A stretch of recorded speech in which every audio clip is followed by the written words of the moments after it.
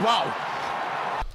Hello दोस्तों, superstar में आपका स्वागत है। किसी ने उसे मुल्तान का सुल्तान कहा तो किसी ने विस्फोटक बल्लेबाज। वो पहचान थी और वो पहचान है वीरेंद्र सहवाग की, जो टीम इंडिया के एक समय में धाकड़ बल्लेबाज थे और उनके आने से जो विरोधी टीम है गेंदबाज वो घबरा जाया करती थी। लेकिन आखिर वो टीम से बाहर क्यों हुई, आखिर क्यों वो कप्तान बन नहीं सके और ये कसक उनके अंदर बाकी रही, और क्यों ये बात सामने आती है कि धोनी की वजह से उनका करियर ख़त्म हो गया, और क्यों धोनी ने उनको जो है कप्तान बनने से रोका, या धोनी की वजह से वो कप्तान नहीं बन पाए। और एक हसरत एक जो है वो दिल में रह गई, और एक सलामी बल्लेबाज, विस्फोटक सलामी बल्लेबाज के अलावा वो फुल फ्लेज कैप्टन नहीं बन सके, और ये सपना उनके 14 साल के करियर में सपना ही बनकर रह गया। आज इसी की बात करेंगे, क्योंकि कप्तान बनने की हसरत वीरेंद्र सहवाग के अंदर थी, और जब वो टीम में शामिल हुए तो कप्तान बनना चाहते थे, लेकिन वो फुल फ्लेज कप्तान नहीं बने। और उन्होंने कहा था कि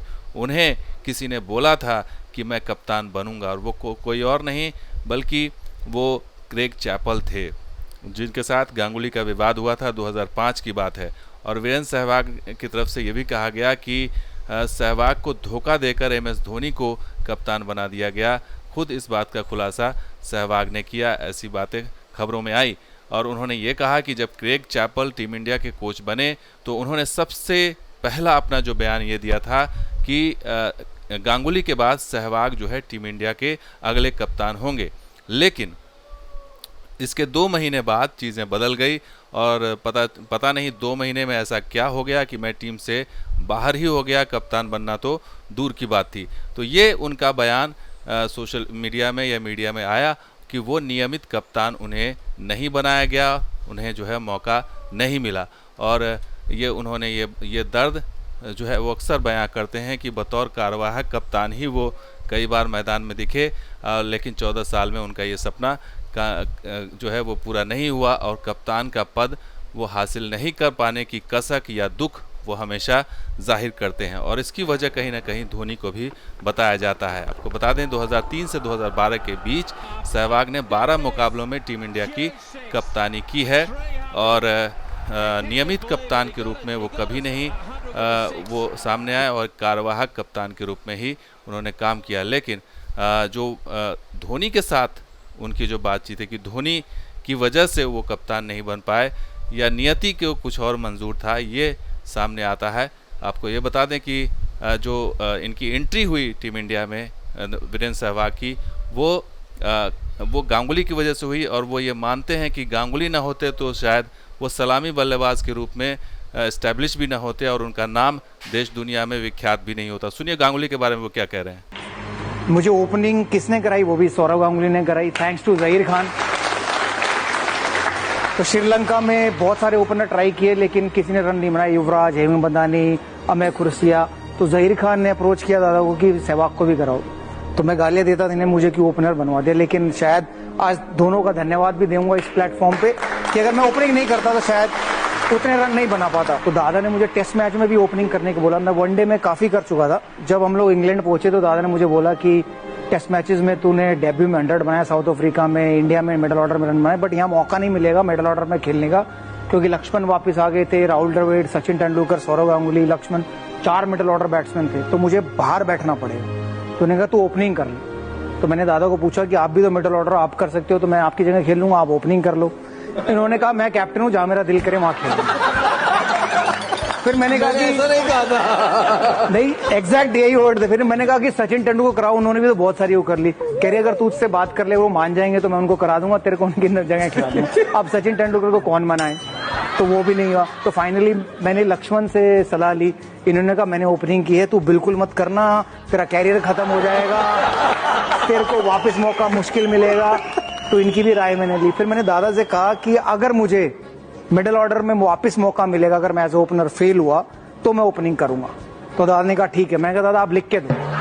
तो दादा से मैंने पेपर पे लिखवाया। उसके बाद ऐसी नौबत आई नहीं कि मुझे मिडिल ऑर्डर में दोबारा मौका मिले। तो गांगुली ने उन्हें मौका दिया, ओपनर बने, और ओपनर बने तो फिर उन्होंने पीछे मुड़कर नहीं देखा। लेकिन धोनी कहीं ना कहीं रास्ते में आए कप्तान बनने की, क्योंकि वो उप कप्तान के रूप में तो अपनी जिम्मेदारी निभा रहे थे, लेकिन कप्तान नहीं बन पाए। और ये बात तब शुरू हुई 2006 में जब कप्तान बने धोनी और 2007 में वर्ल्ड कप हुआ। 2007 वर्ल्ड कप के बाद चीज़ें बदलती गई, क्योंकि कप्तानी का जो उनका सपना था वो और दूर होता चला गया, क्योंकि धोनी जो है वो अपने बल्ले से भी कमाल करते रहे और कप्तानी से भी कमाल करते रहे। तो वीरेंद्र सहवाग धोनी के कारण हो गए थे संन्यास लेने को मजबूर। ये बात 2008 की है कि ऐसी स्थिति पैदा हो गई 2008 में, क्योंकि उन्हें सहवाग ने जो ऑस्ट्रेलिया में ट्राई सीरीज़ हो रहा था उसमें प्लेइंग 11 से ड्रॉप कर दिया था धोनी ने सहवाग को। 2008 की घटना है। तो 2008 में जो ट्राई सीरीज़ हुआ उसमें जब वो ड्रॉप हुए तो वो रिटायरमेंट के बारे में सोचने लगे सहवाग, क्योंकि उसमें उन्होंने जो लगातार 4 जो मैच हुए उसमें 6, किसी में 33, किसी में 11, किसी में 14 इन्होंने इस तरह से बनाए और पूरी सीरीज़ में वो फ्लॉप साबित हुए। इसके बाद उनको ड्रॉप किया गया, धोनी ने ड्रॉप किया। लेकिन जब रिटायरमेंट की सोच रहे थे तो सचिन तेंदुलकर के कहने पर सहवाग ने रिटायरमेंट का फैसला बदल लिया और 2008 नहीं तो 2008 में ही उनकी विदाई हो जाती धोनी की वजह से, क्योंकि पहला झटका उनको 2008 में ही लगा जब वो पहली बार ड्रॉप होने लगे टीम इंडिया से। और इसकी वजह कहीं ना कहीं वो धोनी को मानते हैं और धोनी भी जो है वो लगातार परफॉर्म करते रहे। और इस ये जो राइवलरी थी कप्तान की, जो ये वर्चस्व की लड़ाई थी सहवाग और धोनी के बीच, वो 2008 में भी शुरू हुई जब आईपीएल का अनाउंसमेंट हुआ। और आईपीएल में जब कैप्टन ढूंढने की बारी हुई तो सहवाग और धोनी के बीच में मामला फंसा। सीएसके के जो मालिक थे वो चाहते थे कि सहवाग को लिया जाए, लेकिन जो चयनकर्ता थे वो चाहते थे कि धोनी हो इसमें। तो इसको लेकर के भी थी कि पहली पसंद सीएसके की या सीएसके के मालिक की पहली पसंद धोनी नहीं थे, सहवाग थे, क्योंकि उस समय सहवाग बहुत विस्फोटक बल्लेबाजी कर रहे थे 2008 में। लेकिन धोनी भी अपनी जगह पक्की कर चुके थे टीम इंडिया में एज ए कैप्टन 2007 में। तो ऐसी खबर ये मीडिया में भी आई कि 2008 में चेन्नई सुपर किंग्स के जो मुख्य चयनकर्ता चंद्रशेखर, उन्होंने एक इंटरव्यू में कहा था कि सीएसके के जो मालिक श्रीनिवासन हैं उनकी पहली पसंद महेंद्र सिंह धोनी नहीं थे। और चंद्रशेखर ने तब बताया था कि 2008 में नीलामी से पहले एन श्रीनिवासन ने उनसे पूछा था कि आप किसे खरीदने जा रहे हैं, तो चंद्रशेखर ने कहा कि धोनी को। इस पर श्रीनिवासन हैरान हुए और उन्होंने कहा कि वीरेंद्र सहवाग को क्यों नहीं खरीद रहे हैं। तो श्रीनिवासन की उस समय पहली पसंद वीरेंद्र सहवाग ही थे, क्योंकि वो विस्फोटक बल्लेबाज थे।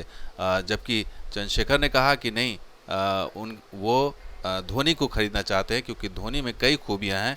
वो एज ए कैप्टन भी इस्टेब्लिश कर चुके हैं, उस समय T20 का वर्ल्ड कप वो जिता चुके थे, as a wicket keeper, as a बल्लेबाज, और वो अपने दम पर मैच को पलट सकते थे। तो ये खूबियां थी जिसकी वजह से चंद्रशेखर ने धोनी को चुना। और इस बात को तय करने में रात भर लग गया श्रीनिवासन को, और उसके बाद सुबह उन्होंने अपना मन बदल लिया और उन्होंने कहा कि ठीक है, धोनी को आप खरीदिए।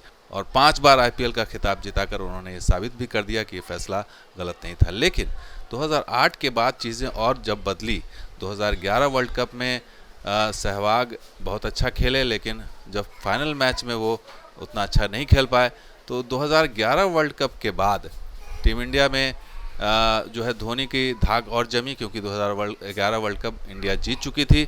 और इसके बाद चीज़ें और बदलने लगी, क्योंकि उसके बाद 2012 में धोनी के चलते वो उनके ऊपर तलवार लटकने लगी। और कई बार इसका खुलासा भी उन्होंने किया कि 2012 में ऐसी घटना घटी ऑस्ट्रेलिया में कि टीम में कम्युनिकेशन गैप हो गया 2012 में, और स्लो रहने की वजह से वो सचिन तेंदुलकर, गौतम गंभीर और वीरेंद्र सहवाग इनको रोटेट करने लगे।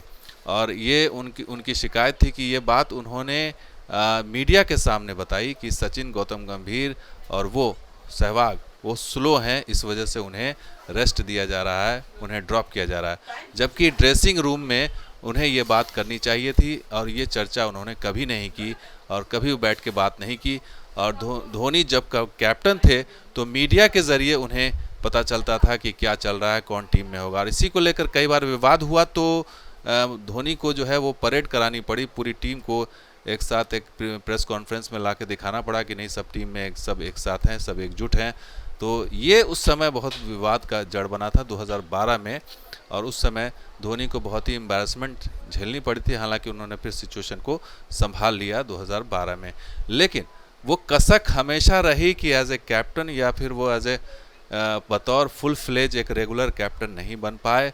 और उसकी वजह कहीं ना कहीं धोनी थे, क्योंकि धोनी अपनी जगह पक्की कर चुके थे।